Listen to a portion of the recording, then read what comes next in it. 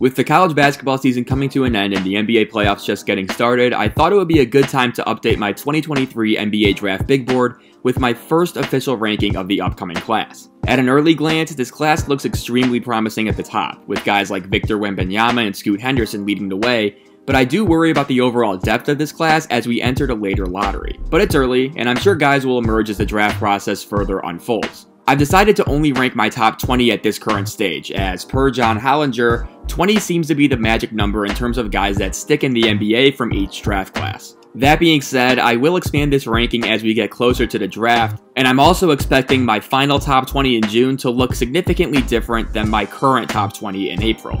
But for now, 20 is a good start. So here is my initial top 20 ranking for the 2023 NBA Draft.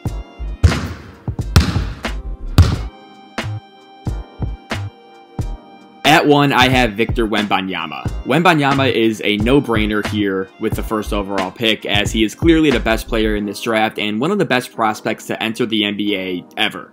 He's 7'4" and has a guard-like fluidity with the ball. He's the best rim protector in the class and really has the upside to be one of the best players in the league, if not of all time. Wembanyama has been dominating the LNB Pro A, which is the top league in France, as he's averaging 21 points, 10 rebounds, and 3 blocks a game, and is expected to be named MVP of the league at the end of the season. While I am expecting a lot of things to change on my various big boards, this is the one I think will remain constant. Wembanyama is by far the best prospect in this class, and whoever lands him will be getting a generational talent. At 2, I have Scoot Henderson out of the G League. Largely seen as the far and away second best player in the class, Henderson is a hyper-athletic point guard with great feel and outstanding scoring skills. At 6'2", Henderson does an awesome job of creating rim pressure thanks to his speed, and he's really good at creating plays once he's in the paint, as he can kick out to teammates or attack and finish himself as well. Henderson does have a little way to go as a shooter, but overall his athletic gifts, well-rounded game, and performance in the G League makes him the best option at 2.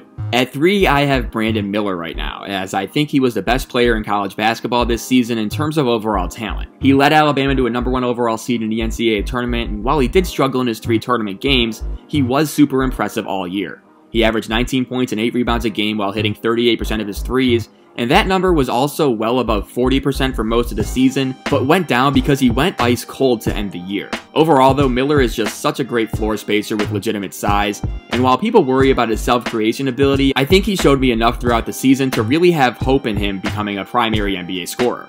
And that to me justifies this ranking here. Coming in at number 4, I have UCF's Taylor Hendricks. Hendricks isn't really a name we saw a lot of during the college season, as UCF was a middle-of-the-pack team in the American, but he did break out, and I think he's the type of player that can really work in the NBA. He's 6'9", has great ball skills, is an active and mobile defender, and he also shot 39% from 3 while averaging 15 points a game. Simply put, there aren't a lot of guys with the size of Hendricks that can reasonably project as 3-level scorers, and I think that gets him a lot of early lottery looks in the draft, and it's why I have him ranked 4th right now. At 5, I have Ausar Thompson from Overtime Elite. While most have his twin brother Amen ahead of him at this juncture, I think Ausar is a bit more projectable to the NBA, which is why I have him ranked 5th in the class. Thompson is a really good athlete and has great passing feel for a wing, as he averaged 6 assists a game this year for Overtime Elite. Ausar does a great job of generating rim pressure, and he's also incredibly impactful as a defender, as he averaged around 4 stocks per game. While these impressive numbers come in a league with questionable competition quality, Thompson still shines as an elite two-way wing if his 3-point shot improves, as he only knocked down 29% of his attempts this year. At 6, I have Amen Thompson from, again, the Overtime Elite program. Amen is an incredibly gifted athlete and should be one of the most athletic players in the NBA the second he's drafted. At 6'7", Amen is incredibly quick twitch and has great fluidity and basketball feel, which makes him an enticing piece because of how versatile he projects to be. Thompson struggles to shoot right now, as he only hit 25% of his threes during the Overtime Elite regular season, but at his size and with his skill and athleticism, I think he's a very worthwhile bet to be in the top 10 at least. Jarace Walker comes in at 7th here, as the 6'8" wing has a wide frame and was a key contributor on one of the best teams in college basketball this year at Houston. Walker's 240-pound frame combined with his lateral quickness defensively opens him up for all sorts of roles on that end, as he projects as one of the best defenders in the class.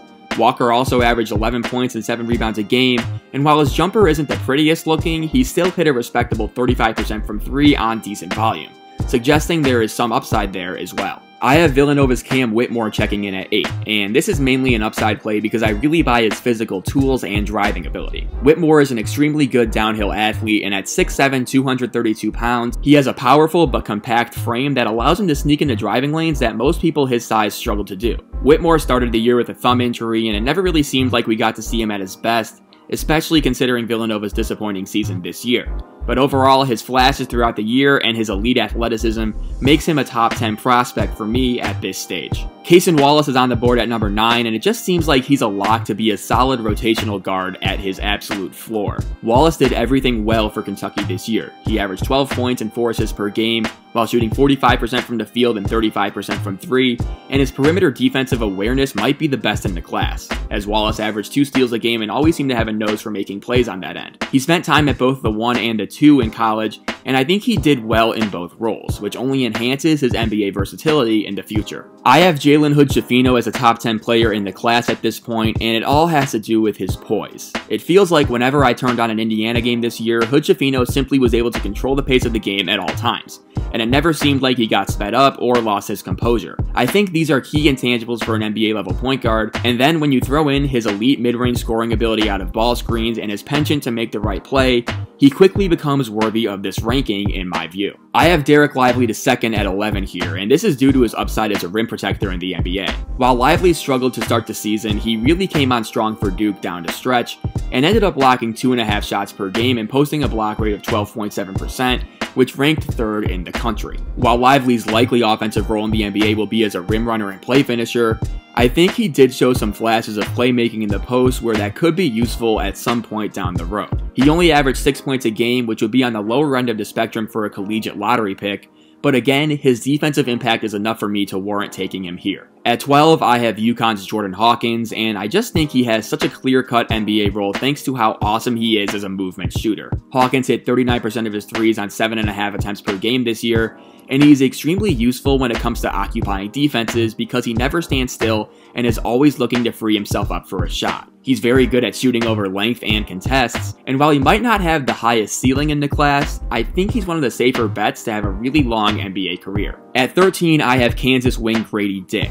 Dick came into college basketball with the reputation of being an elite shooter, and he certainly delivered in his one season as a Jayhawk. He hit 40% of his threes on the year while averaging 14 points a game, and while that is certainly his biggest NBA draw, I also really buy his overall instincts when it comes to being a play connector and defender. While he isn't by any means a shutdown guy defensively, Dick does have really quick hands and has great savvy when it comes to grabbing rebounds and loose balls, and I think that adds additional value to his case as a lottery pick. I have Dariq Whitehead coming in at the tail end of the lottery to start, and I'm giving him the benefit of the doubt after a freshman season at Duke during which he struggled with injuries and getting into a decent rhythm. I'm still in on Dariq long term though for a few reasons. First, he's young. Whitehead doesn't turn 19 until August, and I think that matters when taking someone who might need a bit more time to come into his own in the NBA. Secondly, Whitehead has been playing at an extremely high level of competition since he was in 8th grade, as he's one of the rare players who spent all 4 high school seasons at Montverde Academy. Despite his overall struggles at Duke, Whitehead still scored around 8 points a game and hit 43% of his threes, and I think he's malleable enough role-wise to last in the NBA.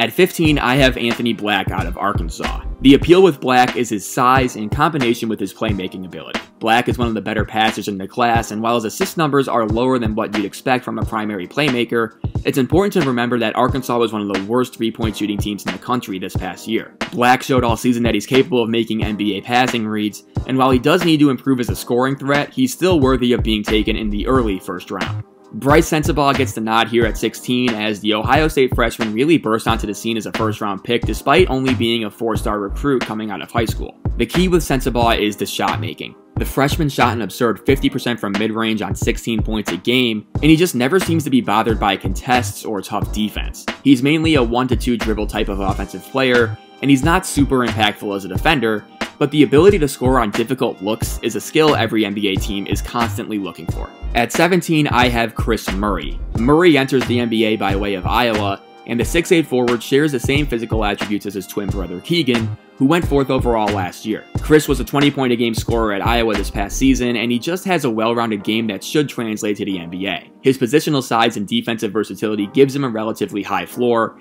even if a lot of his post-up scoring won't be a focus for him in the NBA. I buy his shooting though, and I think he could be adequately used as a floor spacer. Baylor's Keyonte George comes in at 18 here for me, as the shot-creating guard had an up-and-down year for the Bears. George's athleticism and shot creation are definitely a draw, but he did struggle when it came to efficiency, as he was a sub 40% field goal shooter this year.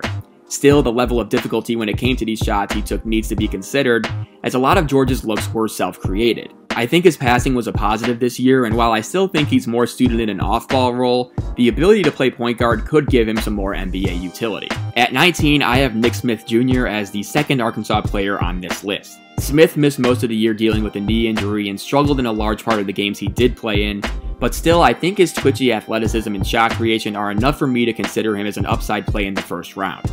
He has the capability to be a point guard if he cuts down on bad decisions, as he does make some impressive passes, but still I think he's a few years away from being an impact NBA player. Rounding out this initial top 20, I have Indiana big man Trayce Jackson-Davis. While players like Jackson-Davis are becoming increasingly rare in the NBA, I think TJD has evolved into a useful NBA player during his 4 years at Indiana. In addition to his awesome post scoring, Jackson-Davis is an excellent defender, as he blocked 3 shots a game this past season, and he's also a phenomenal passer and is usually quicker than guys who guard him, as he has great wiggle and acceleration when getting to the basket. While he's not a typical first round pick, I think Trayce Jackson-Davis has enough skill-wise to warrant a first round selection. So there it is, my first official big board of the 2023 NBA draft cycle. Again, this is just a starting point, so I'm expecting a decent amount to change once I get to watch more of these prospects and draw additional conclusions. But for now, that's the top 20. Thanks so much for watching, and give me your thoughts below.